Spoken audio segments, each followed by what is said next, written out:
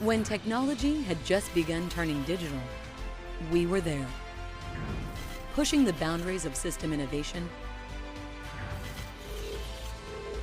helping transform the most advanced and demanding technical industries, while enabling completely new ones that are now redefining the way we imagine the future. Unleash imagination. Turn great ideas into reality with Cadence. Well, welcome. My name is Al Neves. I'm the Chief Technical Operating Officer at Wild River Technology. My presentation is on 50 gigahertz interconnect design in the era of P370 and 400G and 800G Ethernet. I use the word conundrum in the title, and I'll be discussing that in a bit. Let's create, for a second, mental framework for the presentation. You're in your cubicle, and one of your peers says, hey, Project X initial measurements characterization's a disaster. The serial links have low reach, there's bad bit error rate, the breakout region has issues, we have got crosstalk, the whole thing is a mess. There's so many things wrong. And in the bottom of your stomach, you realized that you didn't have good EDA design confidence from day one. Now you don't have measurement transparency because you have a real project. So you don't have things connected. You're in the dark, even if the fabrication's right, done correctly. And there were some issues with that. What compounding all of this problem, additionally, is you guys were late. And now everyone's running around in heavy reactive mode and management's not very, very happy. So you got to ask yourself, is this a professional life you want? So the focus of today's discussion is to help that problem. The way we do that is we benchmark our EDA tools using channel modeling platforms. I'm going to talk about a 15-minute quick test, learning the EDA tool, setting the EDA tool up, which includes both loss modeling and EDA tool setup, which is really important for all EDA. For example, how do you set the meshing up? Optimization of SI in a defined signal integrity space. We're going to learn that optimizations and signal integrity are not all just good. There's specificity for your optimization goals. I'm going to have an interesting slide on multi-team benchmarking. It's the way for teams to work a little bit competitively to achieve a common goal. But first, let's allay some confusion. This platform here is a 50 gigahertz platform, and this is the basis for all of our presentations. But then 400G and 800G Ethernet is really 70, 90 gigahertz technologies. So how do you reconcile that? Well, I think of it as base camp and climbing Mount Everest. 50 gigahertz and the experience that we have is a really important frequency to achieve good signal integrity. If you're not achieving good signal integrity, as you define good, in meeting your design goals, 70 and 90 is going to be really hard. The problem is exponentially harder as you go to 70 and 90 gigahertz. We were at 50 several years ago, and it was putting the hurt to us about 7-8 years ago, where we usually do first spin 70 gigahertz is pretty hard. We're doing some 90 gigahertz work now, and it's really, really challenging.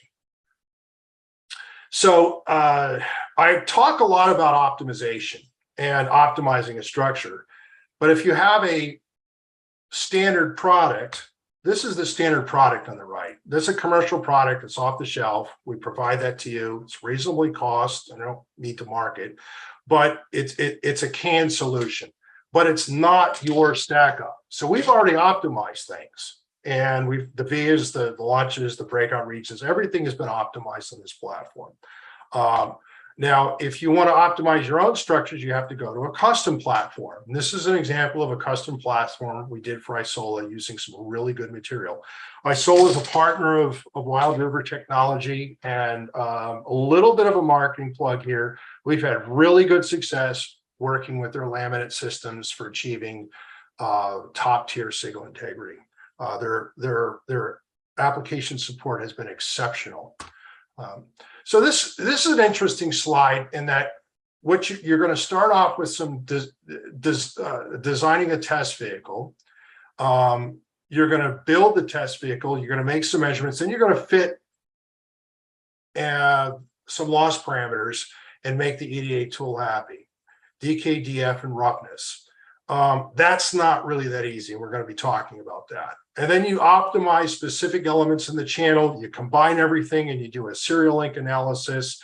And you're looking at things from a decompositional approach where you combine vias and traces and so forth, and maybe do some link analysis. And then when you're happy with all that, you have a library and you're able to design the product. So a basic question is, why do I have 50 gigahertz juxtaposed to 70 to 90 gigahertz technologies, which is 400 and 800G Ethernet? Why are they juxtaposed in the same title? That on the surface doesn't make any sense. Well, our perspective is that 50 gigahertz is a really important frequency to achieve signal integrity. I don't really know why that's the case, but I know that you really need to get 50 gigahertz down hard and first spin successful and be able to achieve stellar signal integrity to 50 gigahertz before you're really thinking about 70 and 90 gigahertz for those advanced technologies. It's akin to base camp. If I can't get to base camp, I'm fat and old. I can't get to base camp. There's no way that I'm gonna, bag the peak of Everest if I can't even get to base camp, which is the simplest one because you have camp 1, 2, and 3, and so forth. So the second question is how does benchmarking EDA tool and simulation methodology impact project risk? Well, what it does is it moves all of the project risk to the beginning of the project. And it makes for a much more less reactive engineering environment. And it makes for an environment that you can actually fix things. So we designed this test fixture some time back. We had a lot of customers. It was a 70 gigahertz fit test fixture. And what basically happened was that we had pre-orders. And we didn't have a lot of experience designing 70 gigahertz. So, but we did have a channel modeling platform that worked pretty well at 70 gigahertz. It wasn't perfect. And we designed this using channel modeling platform. And I'm going to show some of the results of this. And we pulled it off. Now, why is this really important? Well, we had already a lot of orders. This is a small company. So the risk implication was extremely high for us. So how do you start benchmarking? Let's start talking about the mechanics of how you benchmark an EDA tool. First of all, does the tool work? Does it work with simple structures? And I'm going to show you a 15-minute benchmark test. 15 minutes, you can tell whether you know how to use the tool works. And then there's also specific challenge structures. We're going to talk about specific challenge structures also. So the other questions you have to ask is does the engineering staff know how to use the tool? Does the EDA tool work in a design and workflow? How good are the loss models? How good are the measurements that you're using to fit the loss models? The connector models that you use for doing your full connector trace connector, there's a lot of problems with connector models in the marketplace right now. There's some bright exceptions to that. We've had some really good luck and success with the Samtec, and I'm going to show the Samtec connectors, both their VLF and their BE70 is actually exceptional. I'm going to show a plot of that. We did a first spin using the VE70 connector model, and the results were stellar. And I'm gonna show that. So here's the 15-minute EDA simulation. You import the layout files from the CMP, which is provided with the platform. You get the connector model, which is optional. And there's advantages of not jumping in and creating a complicated connector model, trace connector model. Sometimes you want to make things really simple and just look at the traces. Maybe if you have a V in the middle, and I'm going to show that in a little bit. Make it as simple as possible, and I'm going to be repeating that message. So you establish your loss models, but we give you the DK and DF as part of Dvorak-Sakar loss model, material ID model. We import the measurements, which is provided, and you create a simulation file. You simulate and you compare the simulation to measurement. This is a really good thing to do for a new team. If a manager wants to benchmark his team, and when they're challenged with a difficult project, this is actually a good thing to do. Instead of holding the project hostage, what you have is you throw them a channel modeling platform and say, hey, see what you can do with this, simulate and look at the measurement simulation corresponds, for example, for just a simple VIA. And if that kind of falls apart, that's not a good thing, but it gives you a starting point, and it's a very solid starting point. And that's always a really important thing to do in an engineering project. So let's talk about optimizing structures. Okay. That's not really that simple to optimize a structure. You can do it with a standard CMP, but we've already done the optimization. So you can kind of do the optimization and see how close you can. You can try to improve upon what we did.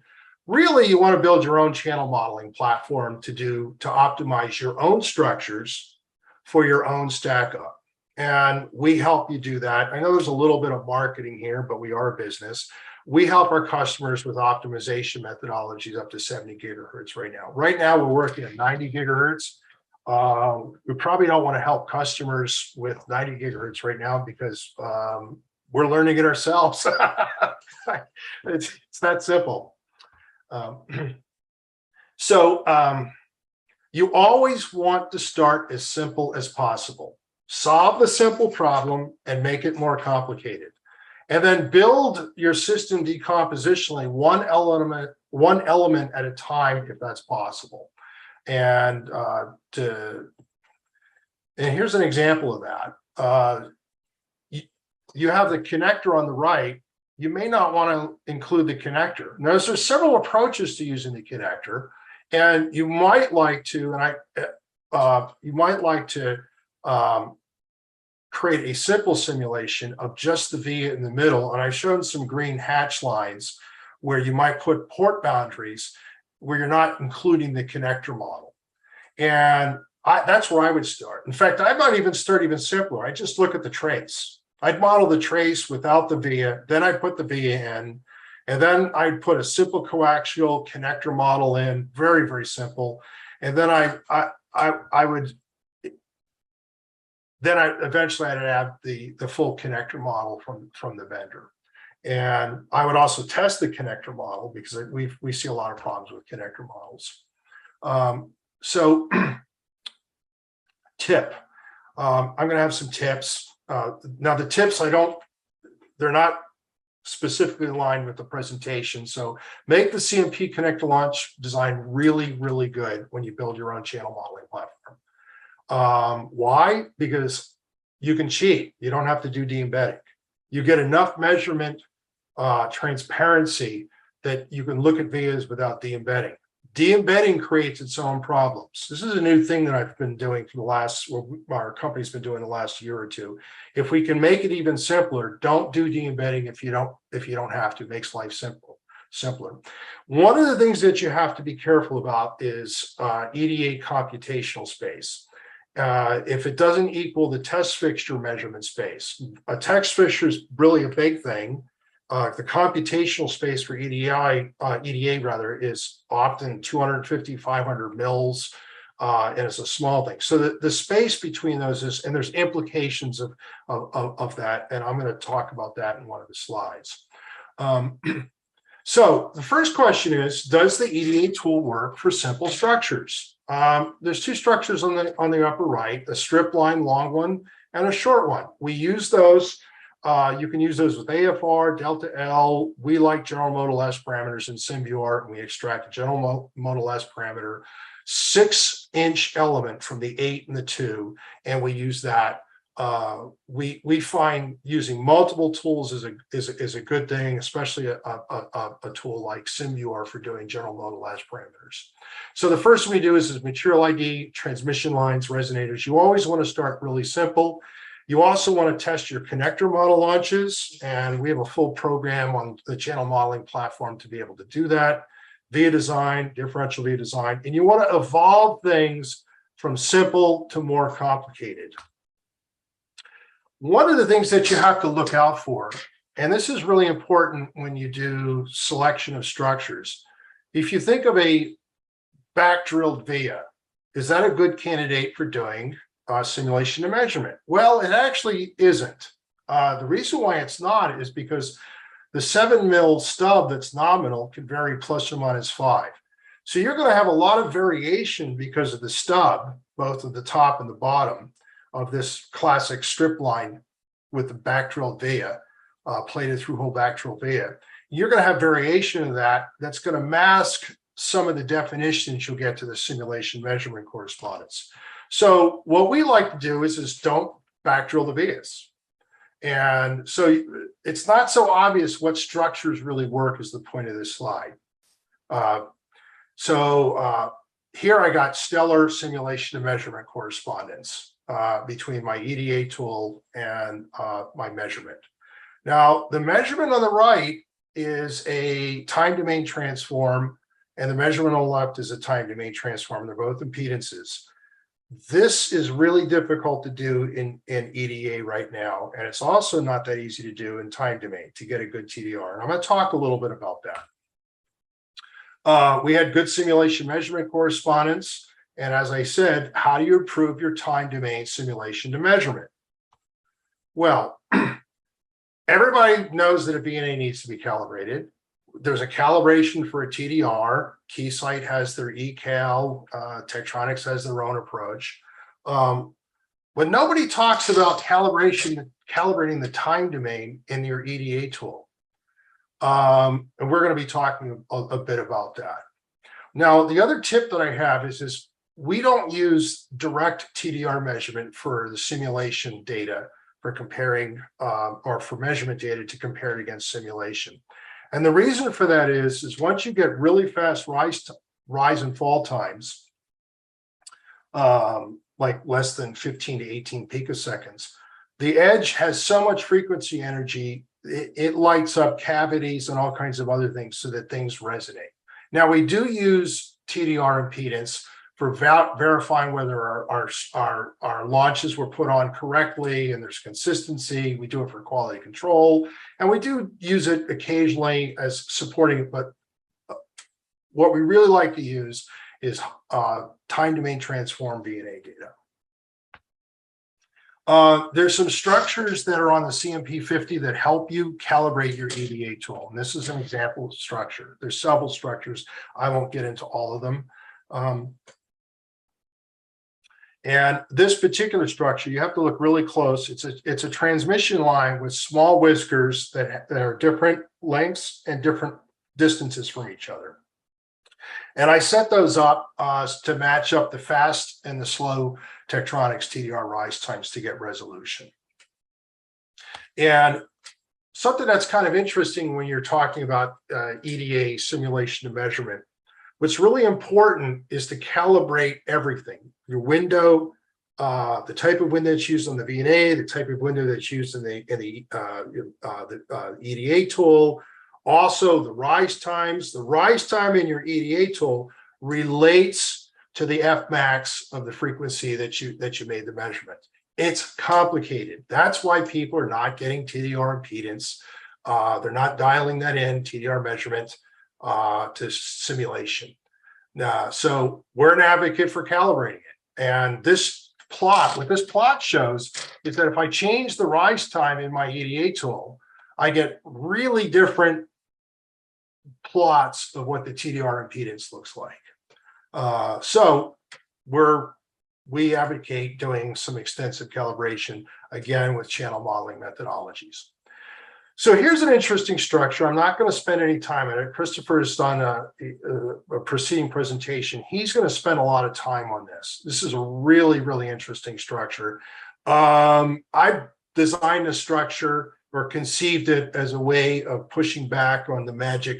One of my issues is the magic button syndrome. Capital equipment companies and EDA companies, market their stuff that you hit the magic button, all your engineering problems are fixed. Now, us engineers know that engineers solve problems. The EDA tool, the capital equipment, everything, they're all tools. They're tools that we employ to solve problems.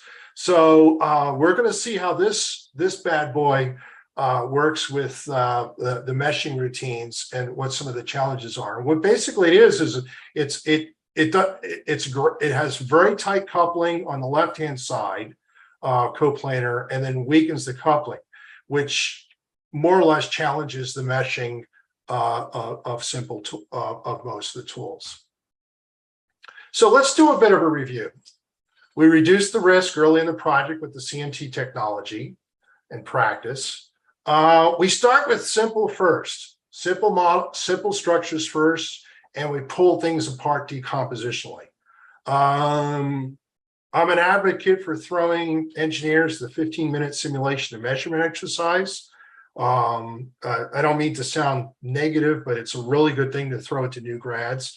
New grads take a class on using an EDA tool, and they often tell me that, oh, I'm really good at that tool. And I go, okay, I approach that with some skepticism.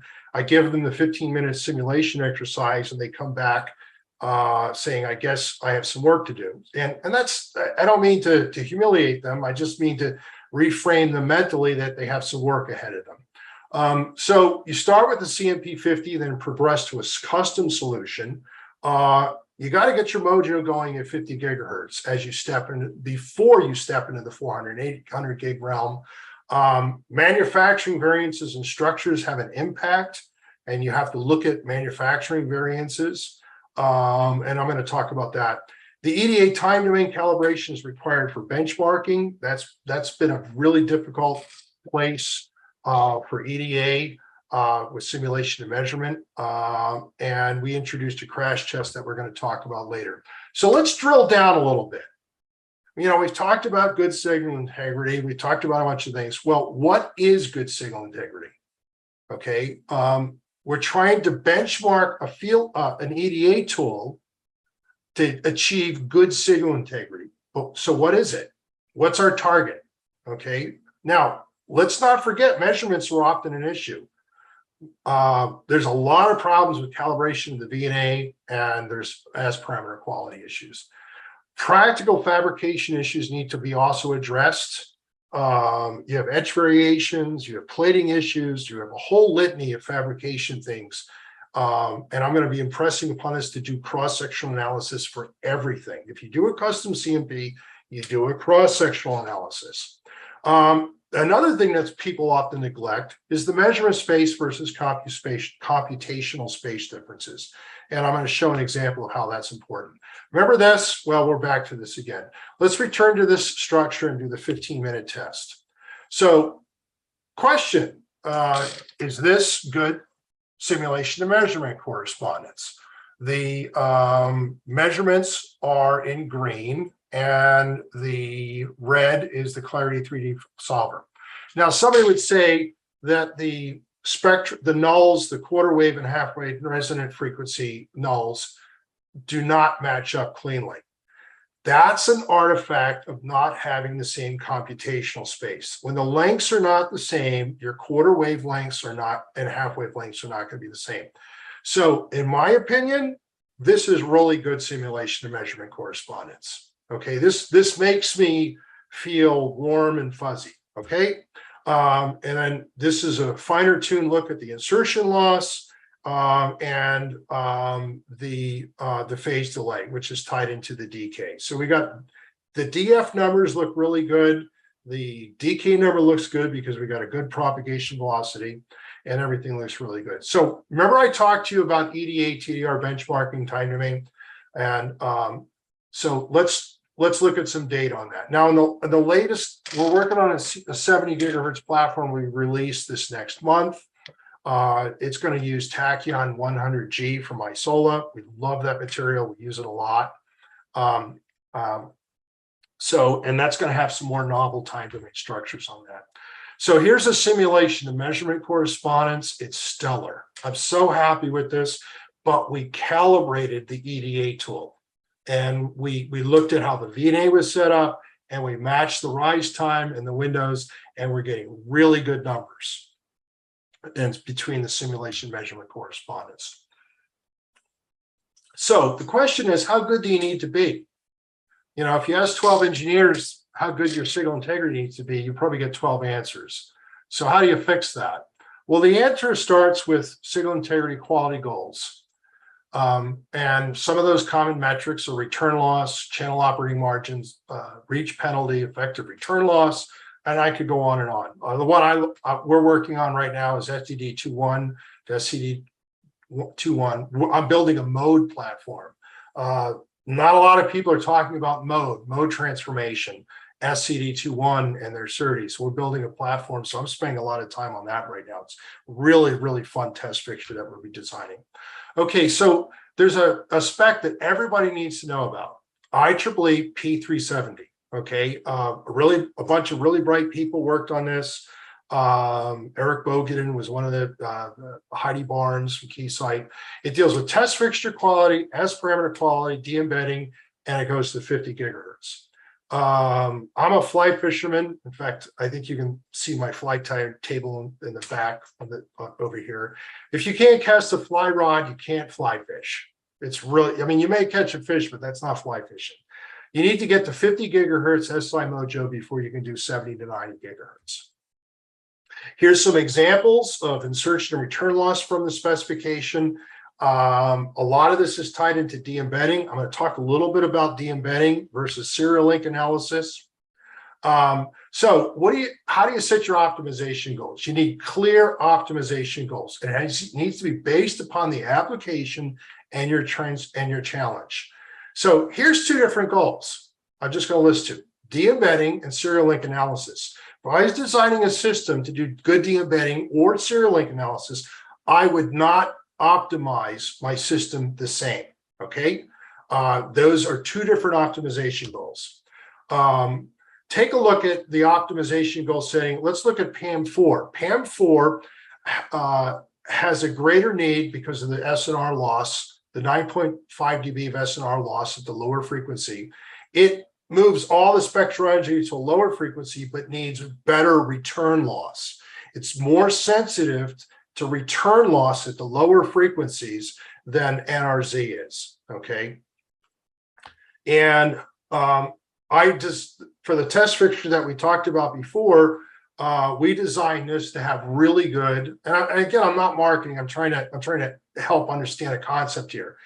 We achieved 25 dB of return loss, and that's in the green, at the lower frequencies. We did that sort of at the expense of things peaking up and lowering our crossover frequency. And that wouldn't have been a good thing for de-embedding, but this optimization is set up really well for doing PAM4 ISI analysis.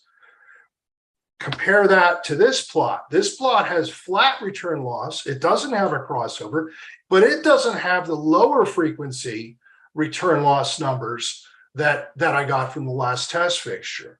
So this optimization strategy is a little bit different. We use this for de-embedding, and I like having really flat return loss, but it doesn't need to be as high as, doesn't need to be as low return loss. I'm getting like 25 dB return loss. So this is the desired approach for doing ISI for PAM4 based upon the power spectrum, and this is what folks like to have when they're doing de-embedding. A lot of this is in TG3 and the IEEE-P370. So optimization goals. Return loss mass is a project or a driver tool.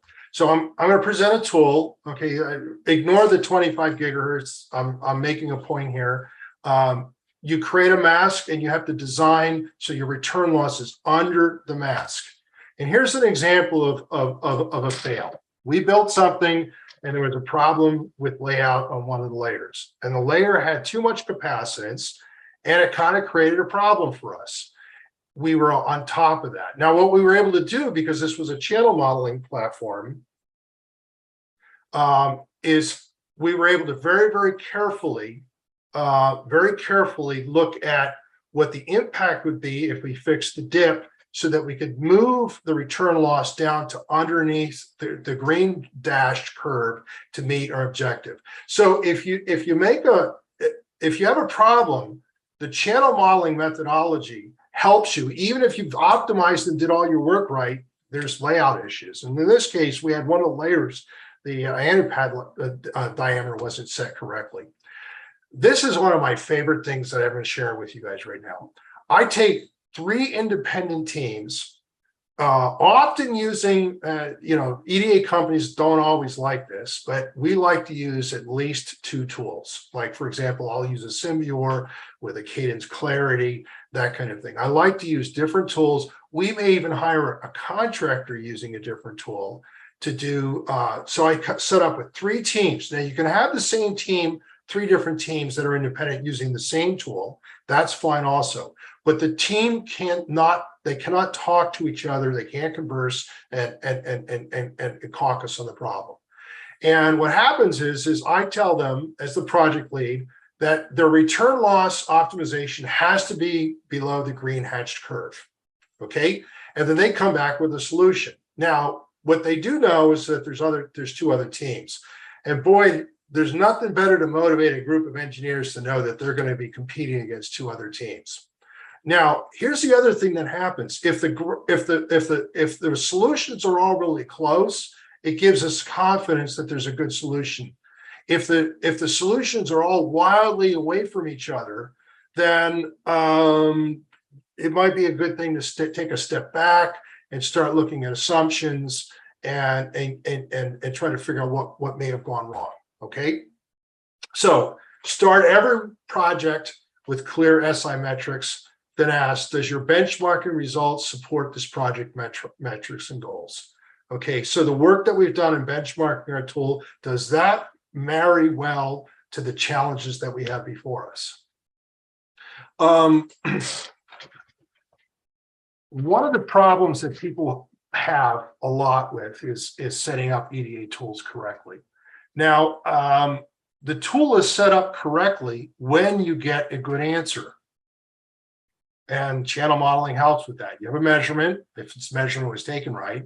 And then what happens is you set the tool up. Now, you don't want to get too aggressive because simulation times start to increase.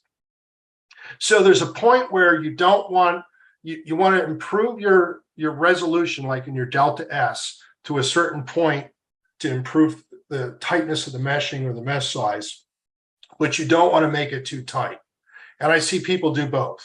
They use the default. The defaults are usually set up by the EDA company to optimize simulation times for their product demos. And then I see people setting it too tightly, and that takes up simulation time. So there's a point where it really works. Christopher has a real good plot to show when the delta S and Cadence Clarity is set correctly. The other issue is, where do you set your port boundaries? Okay, you don't want to set a port boundary or in measurement world, your reference plane, where there's higher order modes. So I'm transitioning a little bit, follow me. The next thing that's really important that you have to worry about when you're doing benchmarking is my loss model set up correctly? If you're just taking the decay from the data sheet from a laminate company and plugging it in and doing homogeneous decay, you're not doing tensor based, you're not doing the right thing. This plot shows something really interesting. You can take non-tensor base, which is 0%, and that's the green. That looks very capacitive. And then as I go to a 10% difference between X, Y, and Z axis decay, I get the red. And then what's interesting, when I go to 20% tensor, I get in the middle. So material identification, and the right answer, interestingly, is the 20% one. Our DK for this material was 20% difference between X, Y, and Z because of the density of the resin glass in that particular system. We have a proprietary method of extracting this. The industry's been struggling with this. We help our customers with that. And this is a real big deal. So right off the bat, if you don't use the three-dimensional, even if you use the right DK number, you still can have a problem. So the material ID decision feedback, I already showed this plot. You design something, you design a test vehicle, you fabricate and build the test vehicle, you make some measurements, you model it, you finalize parameters, and you build it, and then you come up with a final product. And we've touched on numerous places in this foil. And let me see. The last thing I'm going to talk about is the final review. So on the final review, you start with simple structures, and you make it even simpler if possible. Okay, always start as simple as possible.